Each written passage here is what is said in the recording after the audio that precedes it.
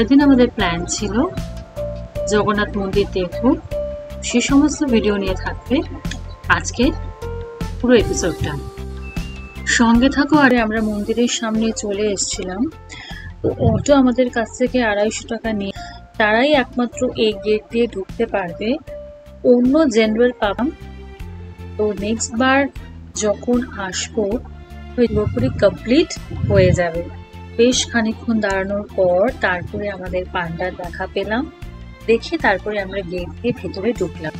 Entry নেবে, ও দেখো মন্দির আছে এখানে, আর এটা পুরো প্রচুর সিটিং অ্যারেঞ্জমেন্ট এখানে করা আছে, মানে দারুণ করেছে কিন্তু জায়গাটা। আমরা এখানেই চটি আর জুতো জমা দেবো। এটা কি পশ্চিম দ্বার বলো না? এটা হচ্ছে পশ্চিম দ্বার দিয়ে।